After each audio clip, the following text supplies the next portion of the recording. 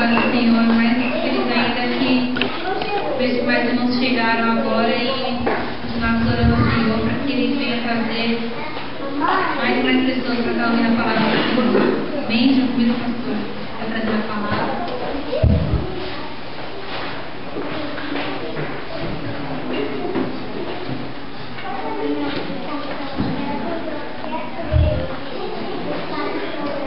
Boa noite a todos, saúde a todos os papás do Senhor, amém? Mas é uma alegria Deus estar aqui na casa do nosso Deus, sabendo que Deus Ele merece, né? Toda a nossa adoração, toda a nossa gratidão. Ele tem sempre feito o melhor por nós, não é verdade? Eu gostaria de convidar os irmãos a abrirem comigo aqui em Marcos, Evangelho de Marcos, capítulo 12. Do Evangelho de Marcos, versículo 41. Amém? Convido os irmãos se colocarem de pé, em reverência à palavra do Senhor. Marcos 12,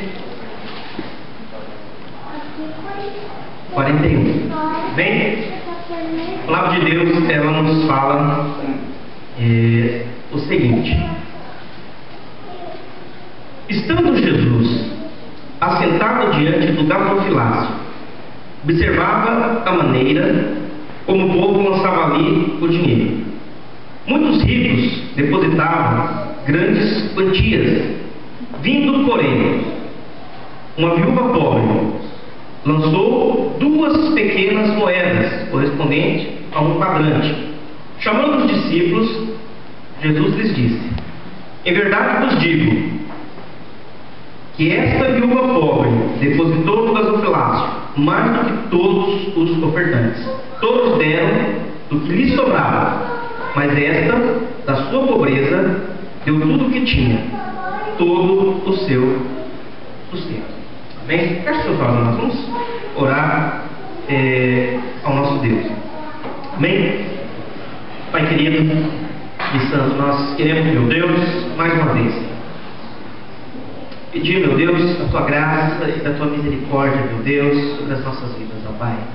Pedir, meu Deus, ouve, meu Pai, as nossas orações, Pai. Meu Deus, inclina os teus ouvidos, Pai, a necessidade de cada filho teu que aqui está, meu Deus. O Senhor conhece o coração, Pai. O Senhor vê, o Senhor sabe, meu Deus, como cada um de nós adentramos esse lugar, Pai. Fala conosco, meu Deus, é o que nós te pedimos, Pai, em nome de Jesus. Amém. Os amados podem sentar-se. Amém? Irmãos, eu vou estar falando um pouquinho sobre essa questão da oferta ao Senhor. Não vou falar sobre dinheiro, não é questão monetária. Porque às vezes quando nós pensamos em oferta, ou às vezes quando se fala em oferta na igreja, a primeira coisa que as pessoas pensam é dinheiro. Vai se falar de dinheiro. Mas não é só dinheiro que nós ofertamos. Aliás, o dinheiro, ele é uma necessidade que todos têm, por isso a gente trabalha, mas é uma necessidade que nós temos para quê? Para suprir necessidades de alimento, de vestuário, de moradia, é para suprir as nossas necessidades. Mas ele não pode ser o Senhor da nossa vida. Nós podemos ser dominados por ele. O que eu quero falar aqui com relação a essa viúva, de aprender algumas coisas que nós vemos na vida dessa mulher. A primeira coisa que nós vemos aqui, Jesus ele estava ali no templo e ele estava olhando como é que as pessoas faziam suas ofertas quando iam no templo. Eles iam no templo e eles faziam a oferta ali no templo, no gasofilácio. O que é o gasofilácio? Isso aqui é o gasofilácio. E aí Jesus ele viu ali eles depositando ali quantia, as pessoas colocando a sua oferta. E o que chama atenção, se a gente vê em Lucas tem uma passagem paralela, que é Lucas 21, é a mesma história. Poderia ler qualquer um dos dois. E diz a mesma coisa, que Jesus ele observava como que as pessoas faziam as suas ofertas ao Senhor. E ele viu também aquela mulher, aquela viúva, que era pobre, também ofertando ao Senhor. E o que ela ofertou, amado, foi apenas 2 pequenas moedas, que não tinha muito valor monetário, né? Não tinha muito valor no sentido de quantidade, mas tinha valor no sentido de atitude, a maneira como ela fez. Porque Jesus ele fala sobre algumas coisas que ele viu ali. Ele viu pessoas ofertando grandes quantidades, né? Ricos, pessoas que tinham condição, ofertando muito, né? Entre aspas, muito dinheiro. Só que ele chega para os discípulos e ele diz: olha, é o seguinte, essa mulher fez mais do que todos os outros. Não é assim, aos nossos olhos nós não enxergamos dessa maneira. Às vezes nós olhamos e nós achamos que alguns estão fazendo muito, outros estão fazendo pouco, porque nós olhamos e quantificamos as coisas. Eu lembro de uma irmã que ela congregou numa igreja japonesa, e ela viu uma uma japonesa que ela vinha, e o que ela fazia na igreja? Ela vinha correndo pro culto, tudo, aí de repente ela trocava uma flor no vaso, né? E depois, antes de acabar o culto, ela ia embora, né? E aquele negócio, ela pensa: puxa vida, essa irmã não se envolve, essa irmã não, né, só faz isso, né, não faz mais nada na igreja, né? E até o dia que ela conversando, ela descobriu que a irmã que vinha na igreja, o marido não era cristão. E ela, para não ter problema, ela vinha, né, à igreja, e ela voltava antes para deixar as coisas feitas em casa, para não dar mau testemunho, porque o marido dele também não implicava ela vir à igreja. E como ela não tinha muito tempo, ela chegou e pediu se ela poderia pelo menos se comprometer a ela trocar a flor que ela trocava. Cada vez que ela trocar a flor dentro do vaso, para ela poder fazer alguma coisa, mínima que fosse. E eu lembro que a irmã, quando contou isso pra gente, ela falou assim, e eu fiquei com muita vergonha. Por quê? Porque eu julguei que aquela irmã não estava ofertando, fazendo nada para o Senhor.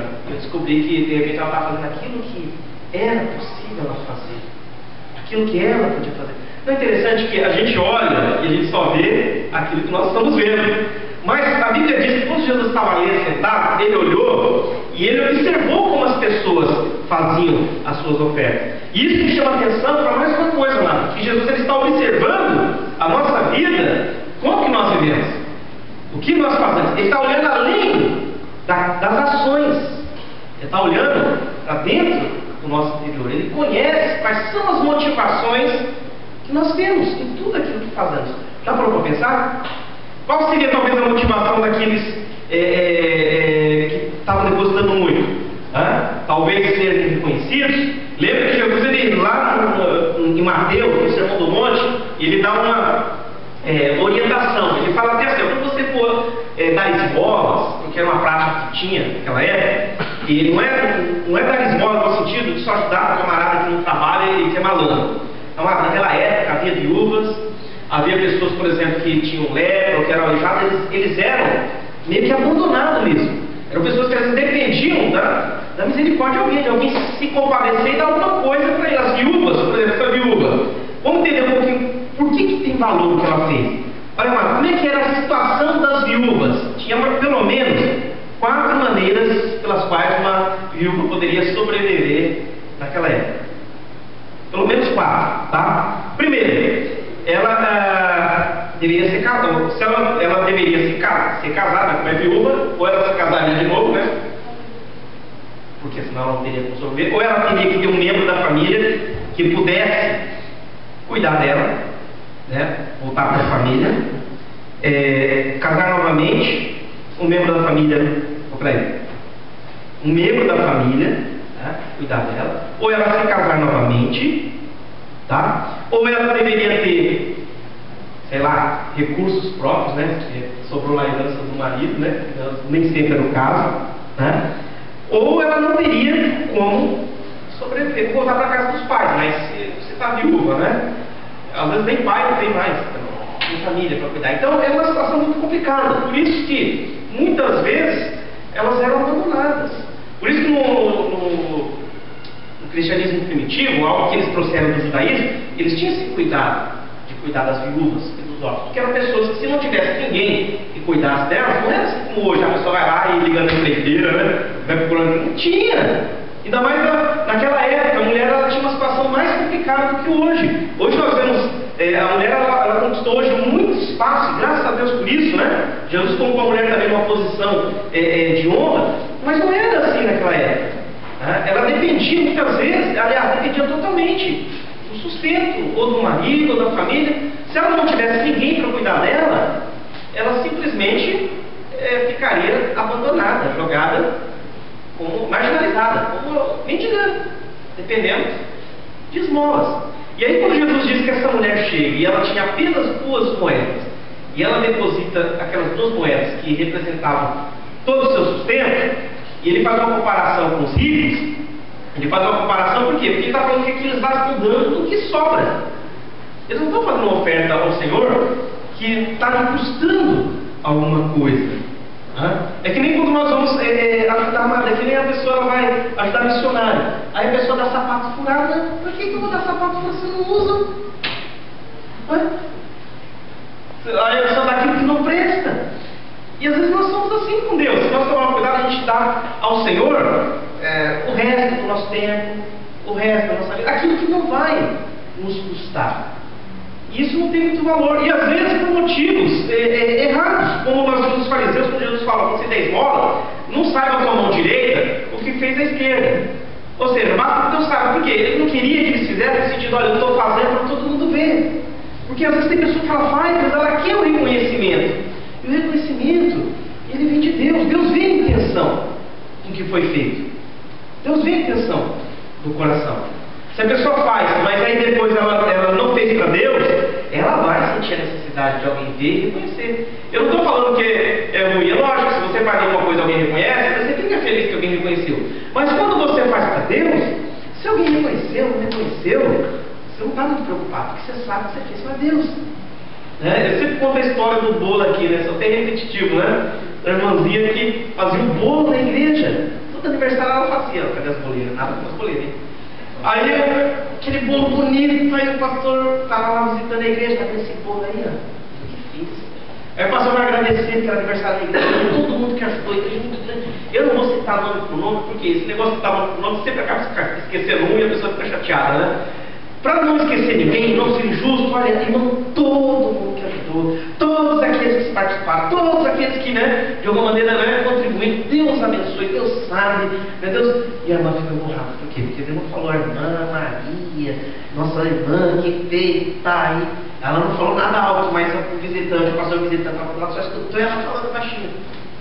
Que vem, tem bolo.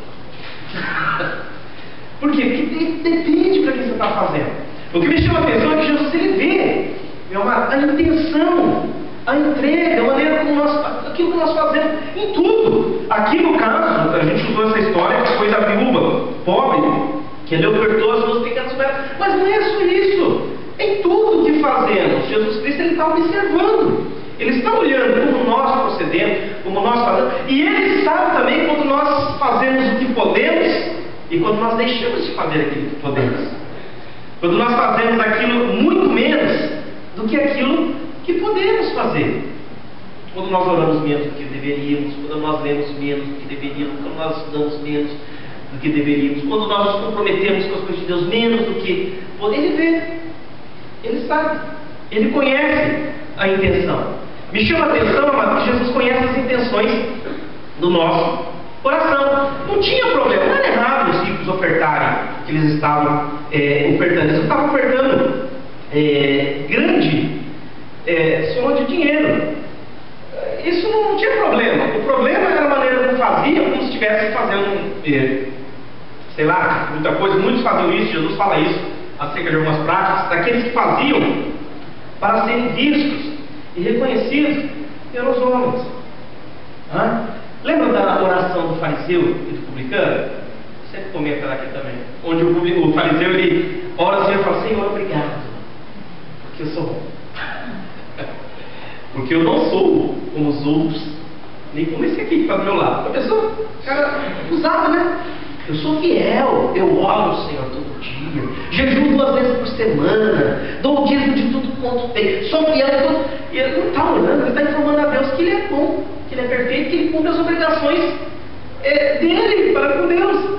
Mas ele não está orando, ele está fazendo isso não é para Deus, ele está fazendo para si mesmo. O quê? O cara está orando, por que o cara vai orar alto? Imagina, mano, se eu chegasse aqui, o irmão também, vamos orar. Aí de repente você está orando, você escuta alguém do seu lado: Senhor, obrigado, porque eu sou o melhor irmão da igreja, sou crente. Não sou como aqueles que não vêm, que não tem.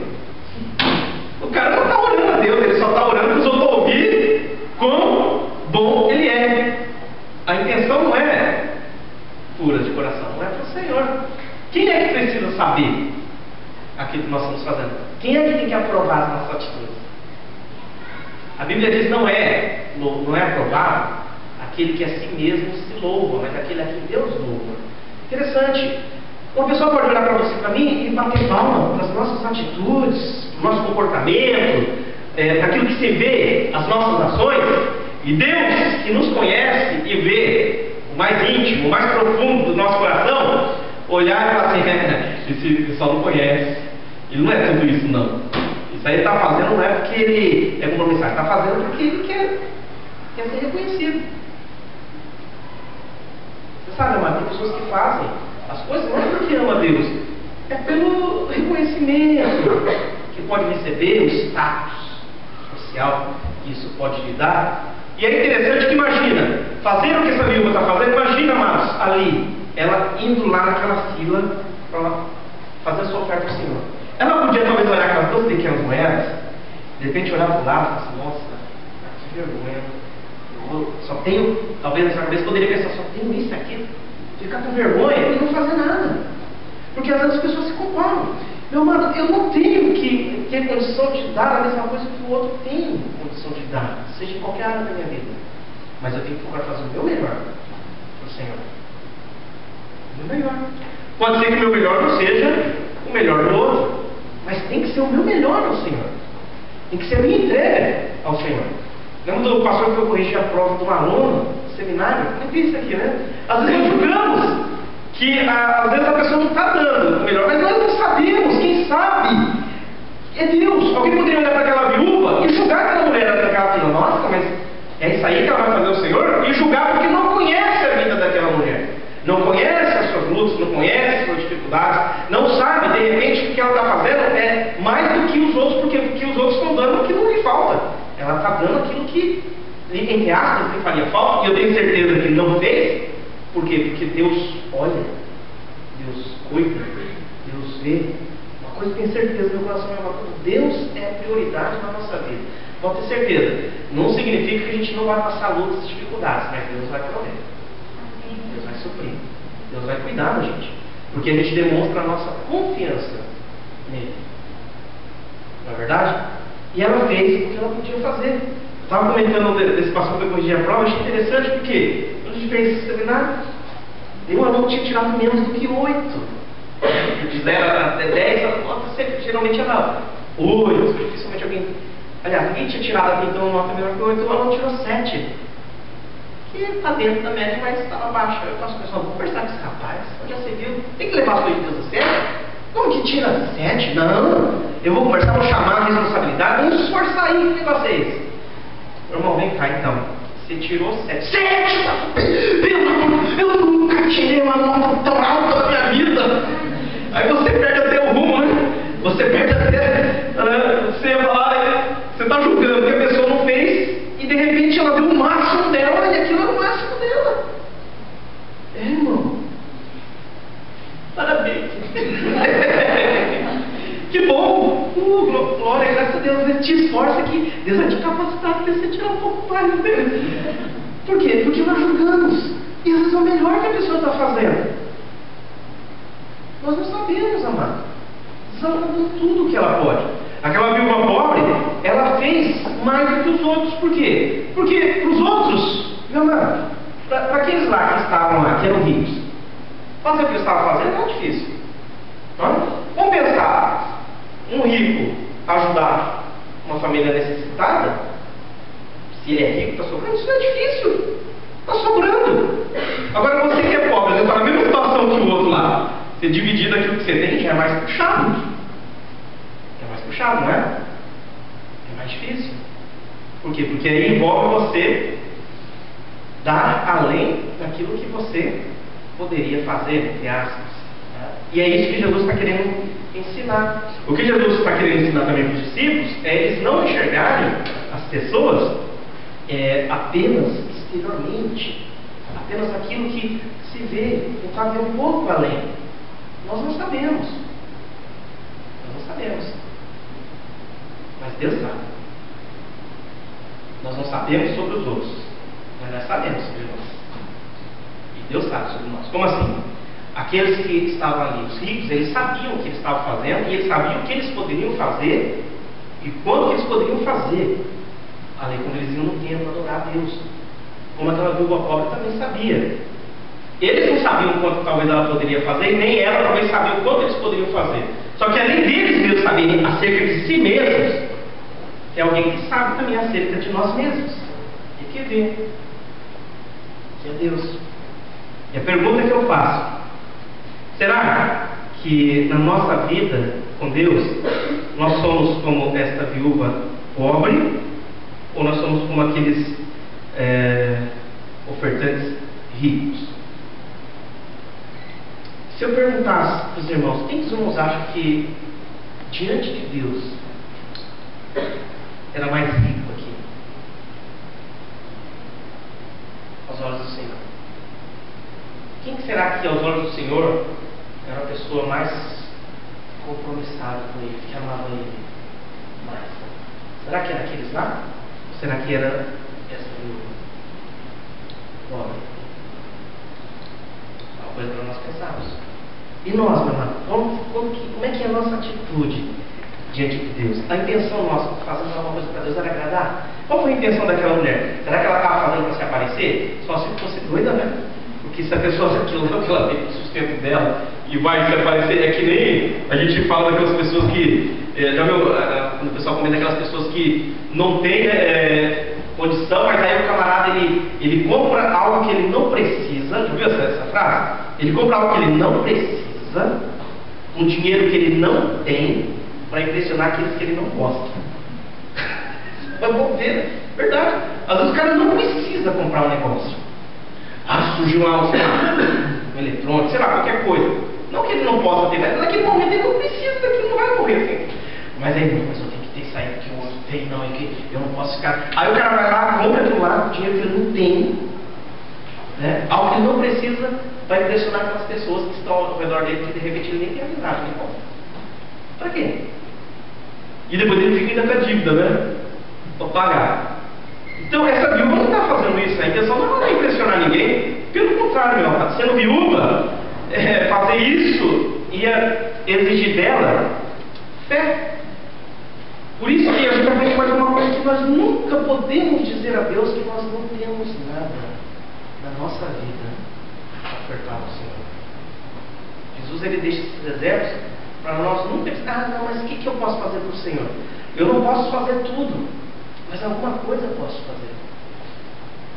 Não é? Teve um pastor que falou o seguinte: tem aqueles que pensam assim, bom, como eu não tenho nada para dar ao Senhor na minha vida, então nada darei. Pelo contrário, a gente tem que ter aquela ideia: se eu não tenho nada, então eu vou dar aquilo que eu tenho. Eu tenho a minha vida, então eu vou dar a minha vida ao Senhor. Vou me comprometer com as coisas de Deus. Vou buscar querer saber o que Deus espera de mim. Pedro e João foram arguidos ali, interpelados ali com um coxo na entrada do templo. O que aquele coxo estava esperando receber de Pedro e João? Uma esmola. Ele era aleijado, não podia trabalhar, naquela época o serviço era totalmente braçal. Ele dependia então de alguém dar alguma coisa para o sustento dele. O que Pedro e João fizeram? Eles falaram assim: olha, meu filho, esse pegou a gente no dia ruim, viu? Não é dia de pagamento, a gente não recebeu, não tem nada aqui, ó. Não fazer nada. Né? Quem sabe amanhã, semana que vem, né, quando eu receber, aí vamos trocar, porque eu não tenho nada para te dar. Foi isso que Pedro e João falaram. Eles não tinham dinheiro. E eles falaram: olha para nós, não temos prata, não temos ouro, que é o que está esperando receber. Mas o que nós temos, isso nós te damos, em nome de Jesus Cristo. Levanta e anda. E eu pergunto para nós: aquele coxo não foi curado, que entrou no templo ali pulando? Provavelmente o cara, imagina, eu não acho assim, né, que o cara que mandava, né, nasceu coxo, que ele é curado, legal, andando, legal, obrigado. Imagina que ele agiu desse jeito. O cara deve ter ficado numa alegria assim, ó, que não desgrudava dos dois ali, ó, entrou no tempo, acho que louvando a Deus, gritando, pulando, aquele negócio, devia estar muito feliz, porque estava andando. O pessoal assiste, eu gosto de futebol, o pessoal assiste o jogo, o camarada se mata, berra, grita, né, o time dele lá, né, se perde, chora, é uma coisa terrível, gente, né? Quando imagina o camarada era coxo. Pedro não tinha, e João, eles não tinham talvez coisas materiais. E nós temos que entender isso. Deus não espera que a gente só dê coisas materiais. Por quê? Eu não tenho nada, mas sempre eu tenho uma coisa que eu posso fazer. Posso dar uma palavra, posso dar uma coisa, posso dar uma ajuda, posso orar. Quantas coisas eu posso fazer? Quantas coisas Deus me dá a condição de fazer? E às vezes a gente não faz. Ou quando faz, eu vou lá, né? Porque o pessoal vai ver que... É a mesma coisa lá, por que nós estamos na igreja? O pessoal não vem, o pessoal vai ficar ali. Eu acho que não. Não, eu vou porque eu sei que eu sou assíduo. Se for por esse motivo, também está errado. Eu vou porque eu quero estar aqui. Porque Deus é importante para mim. Porque eu quero adorar a Deus. Porque eu quero dedicar esse meu tempo ao Senhor. Aliás, Deus merece muito mais do que o tanto de tempo que nós dedicamos a Ele. Ou não merece? Merece. E muito. Às vezes a pessoa fala, não tenho tempo, não dá. Não é que não tem, é que às vezes não é importante. Eu falo por quê? Isso eu falo porque eu já vi isso acontecer dentro da minha casa. Às vezes a pessoa fala que não tem tempo, né? E aí alguém chama para fazer. Eu lembro uma vez que eu chamei o meu pai para ir na igreja. Acho que esse rapaz não tem tempo, né? Aí um amigo do meu pai chamou ele para ir pescar. Nada contra o pessoal que pesca, mas vai.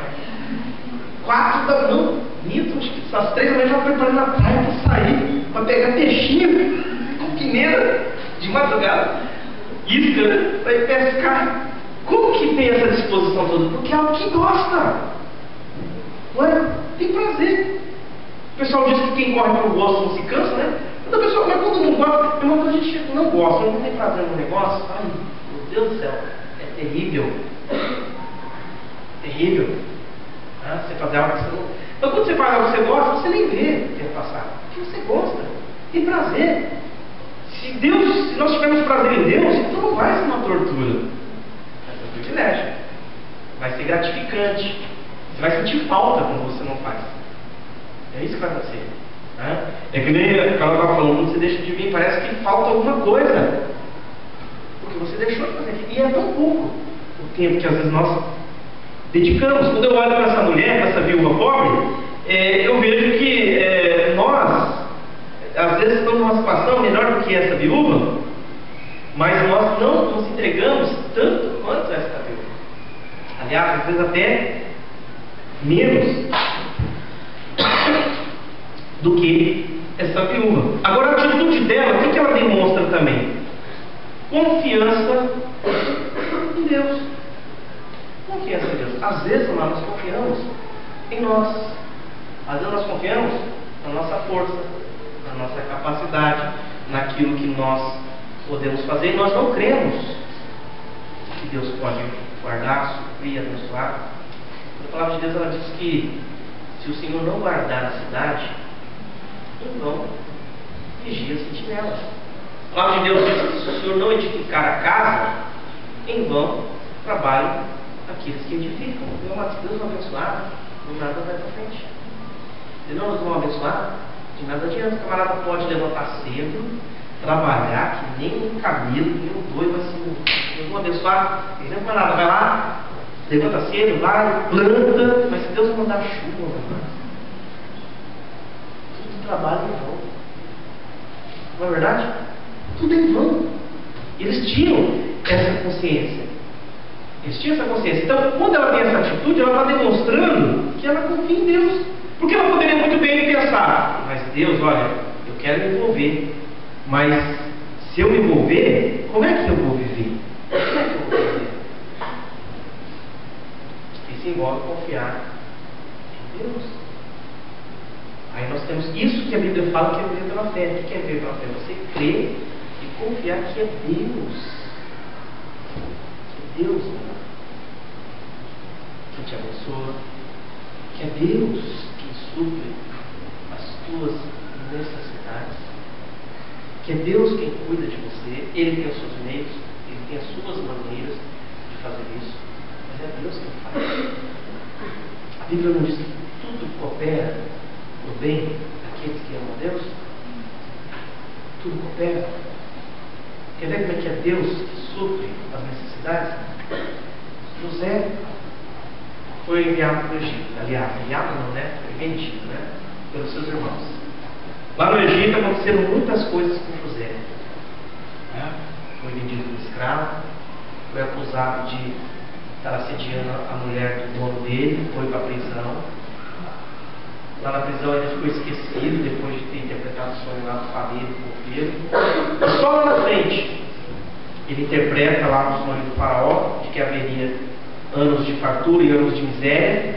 O faraó coloca ele responsável por todo o seu reino.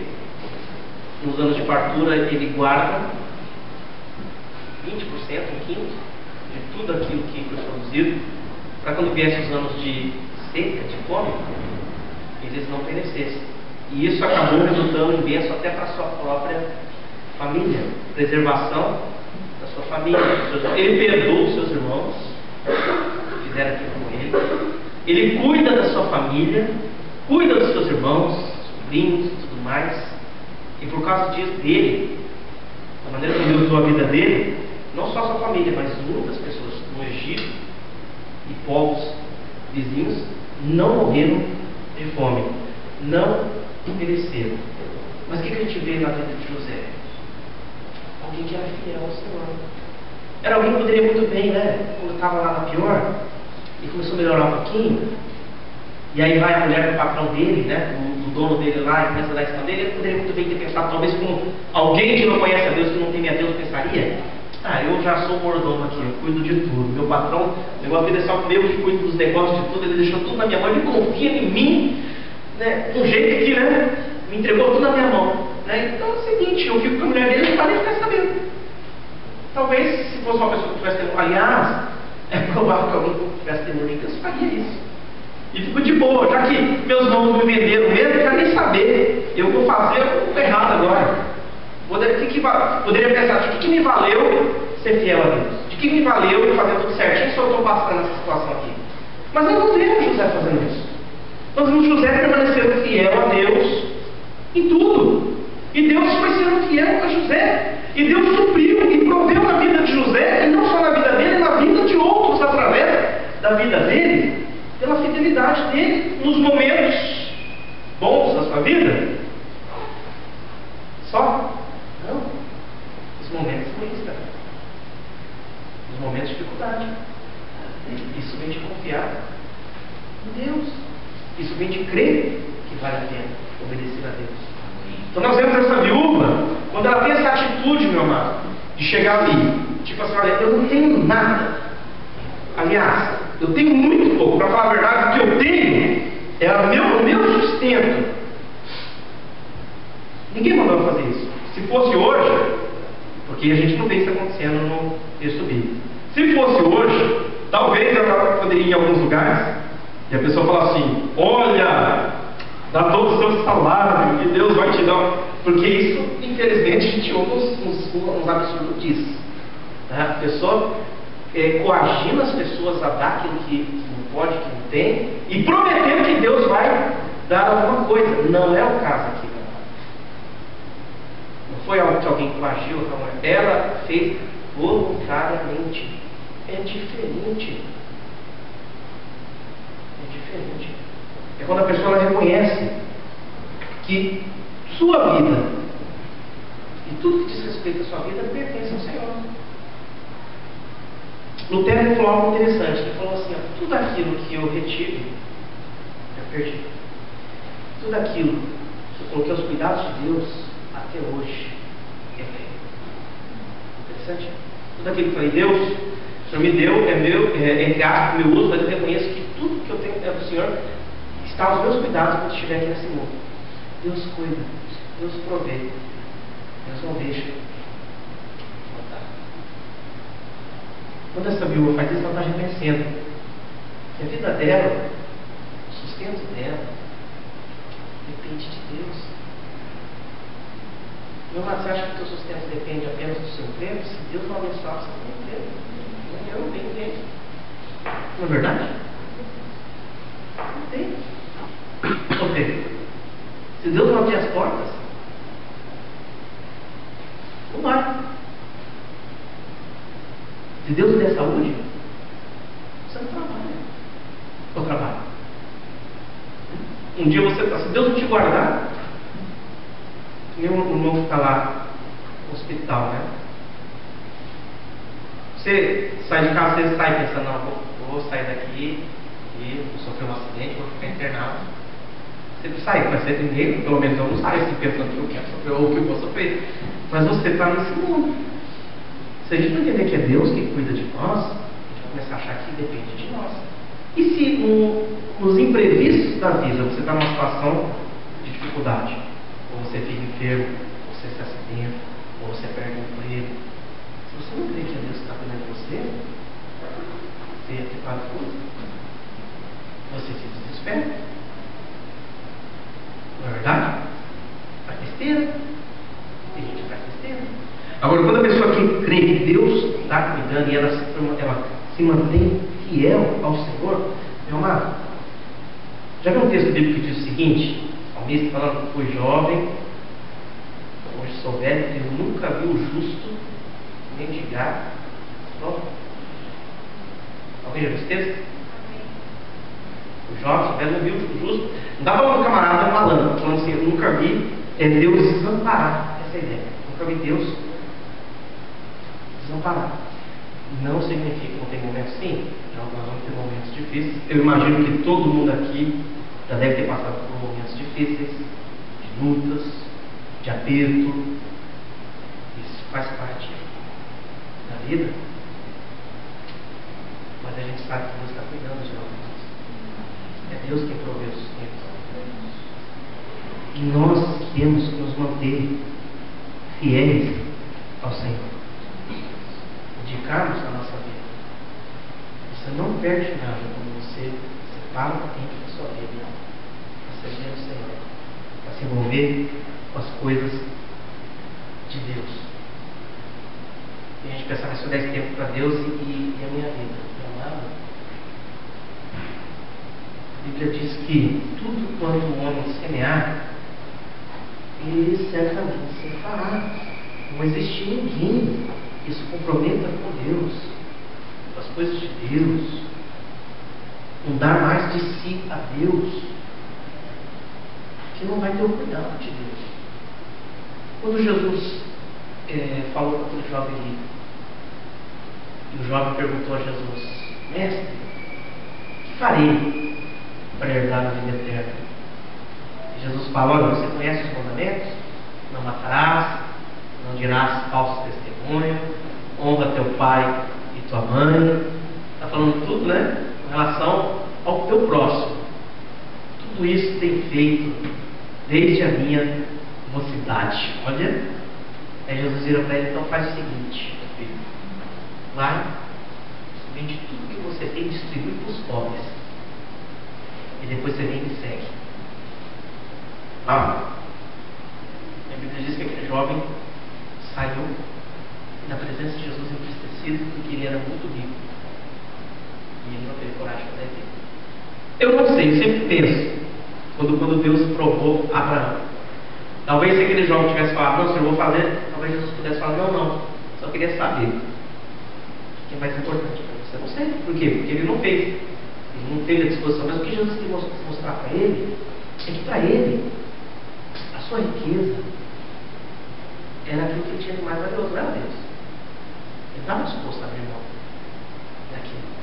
E aí os discípulos chegam para Jesus. Se você ler a história, eles só falam do jovem rico, né? Mas depois você vê os discípulos chegando até Jesus, Pedro. Os irmãos lembram quando Jesus chama os discípulos, o que eles fazem? Estavam lá consertando as redes, mexendo, né? Eles eram pescadores, alguns outros tinham outras profissões, mas a maioria era pescador. Jesus chama eles, a Bíblia diz que imediatamente eles largaram tudo. Eles largaram tudo. Que coisa de doido. Parece loucura, né? Você abandonar tudo. Imaginou? Você está lá, na tua fábrica, né? Se fosse hoje, né? Eles falam assim, ó, bom, né? Vem, me segue, larga tudo. É meio que loucura, né?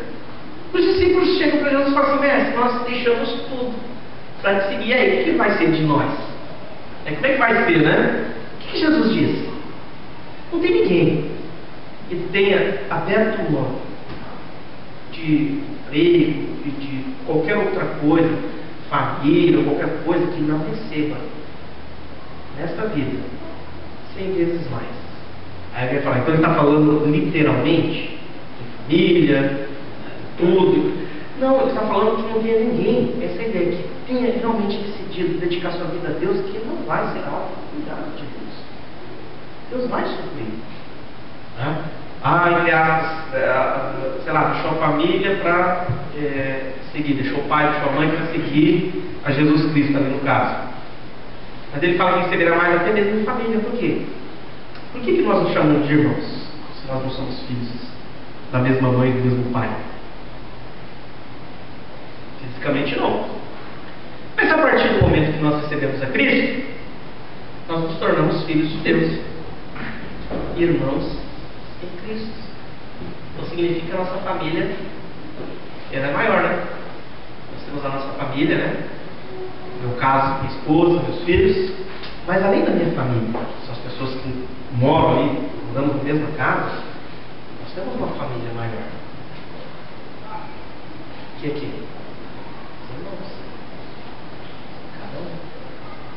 Eu quero dizer, nós recebemos, né? Muito mais. Um aumento. E não só aqui, onde você for levar, você encontrar um irmão, que seja crente mesmo, verdade, é teu irmão Cristo. Não é teu irmão. Você tem comunhão. Então, quando nós olhamos aqui, para essa viúva, a atitude dela mostra uma confiança de que quem cuida da sua vida é Deus. É Deus. Quem é que vai suprir? Quem é que vai prover? É Deus. Isso é um desafio para nós. Então nós vemos uma época que é muito mais fácil a gente confiar, entre aspas, na nossa força, naquilo que nós podemos fazer, do que em Deus. Do que crer que Deus cuide de nós. Deus vai suprir. Agora, dizer que Deus vai suprir, repare isso aqui, não significa cruzarmos os nossos braços. Opa, o cara está com o braço cruzado. Não significa cruzarmos os nossos braços e não fazermos nada. Não é isso que significa. Significa em tudo aquilo que fizermos, depositarmos a nossa confiança em Deus. Cremos que Deus está no controle. E Deus vai estar abrindo portas. E Deus vai estar cuidando. Esse dia uma vez eu lembro que eu falei para o Cezinho, acho que ele vai lembrar disso. E eu falei para o Cezinho, olha Cezinho, você lembra que Deus nunca te desamparou.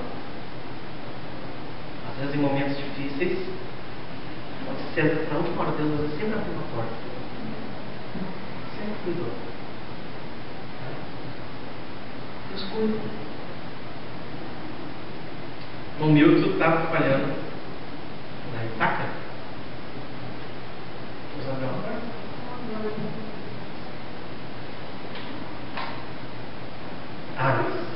Isso é fácil. Não é tão fácil. Porque conforme vai chegando na idade, vai ficando mais difícil. Mas não precisa. Deus permanece fiel. Deus cuida. Deus é fiel. Agora nós temos que ser compromissados por Ele. Quando nós olhamos para a vida dessa viúva, Jesus quis mostrar que mais que aqueles que aparentemente estavam fazendo muito, dentre todas aquelas pessoas, a que tinha mais compromisso com Ele era aquela que aos olhos de muitos talvez estava fazendo muita coisa, mas ela estava dando da sua vida tudo aquilo que ela podia fazer. Tem que ser assim conosco, né? Se a gente quer realmente experimentar o cuidado de Deus, então nós temos que confiar em Deus. Nós temos que estar dispostos a colocar a nossa vida à disposição de Deus, a confiar na nossa vida a Ele, no nosso tempo, nos nossos equipamentos, reconhecendo que tudo que somos, tudo que temos, é porque Deus tem nos dado. Se a pessoa é inteligente, é porque Deus deu inteligência. Se a pessoa tem essa ou aquela qualidade, é porque Deus deu. Se ele não tivesse dado, não tinha. Então tudo aquilo que recebemos de Deus está a serviço de Deus, para abençoar os nossos, a nossa família, quem está ao nosso redor, e os outros. Deus colocar no nosso caminho.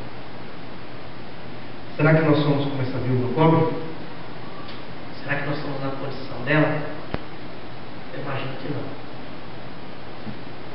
Os irmãos sabem que nós ajudamos ali no Timor-Leste, né? Uma missão ali no Timor-Leste.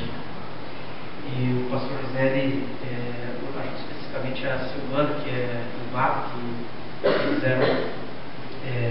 Quer dizer, ela é filha de uma irmã lá da igreja do pastor José. Eles vão lá no Timor. Eles estão lá como missionários. Eu não sei se foi com ela, mas foi com um missionário de lá que ele perguntou uma vez, né? Como é que é lidar com a crise, né? Porque perto do Japão começou a entrar em crise. Né? Ele falou assim: olha, é que na realidade lá não tem esse negócio de lidar com crise, porque lá é crise o ano inteiro, porque não tem nada.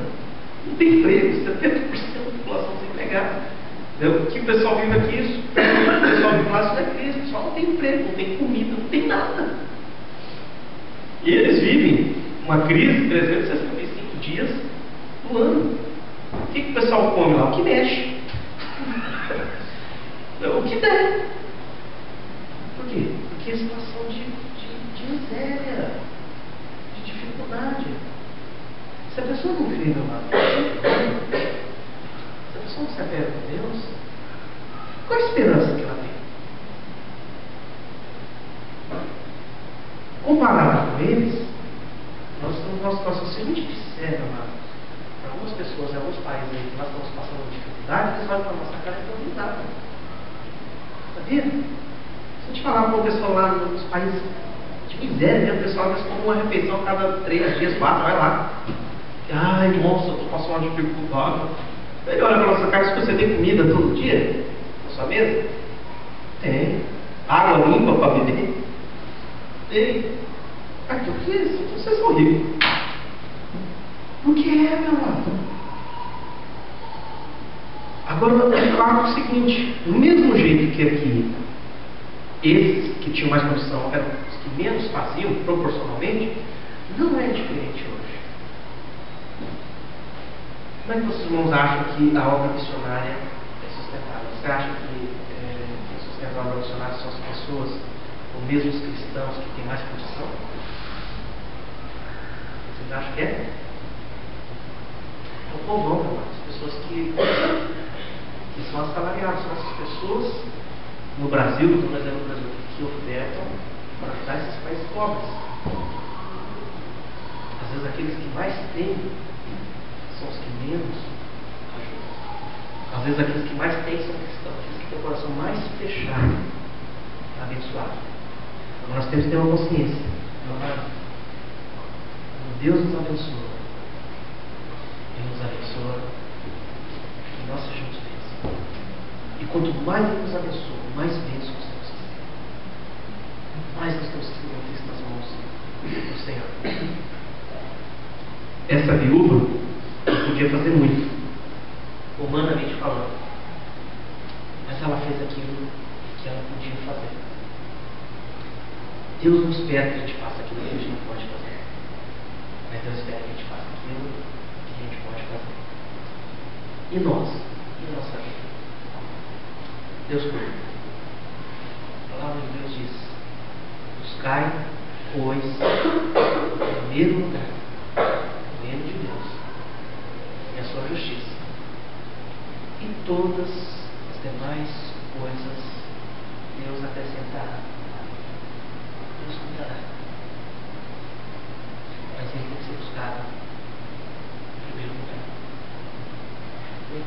seus olhos nesse momento.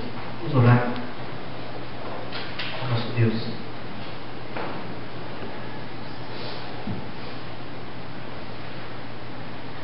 Falar com Ele, sabendo, meu amado, que Deus, Ele nos conhece. Ele vê o nosso coração. Ele sabe das nossas intenções. Ele sabe o quanto Ele é ou não importante para nós. Qual lugar que Ele ocupa na nossa vida.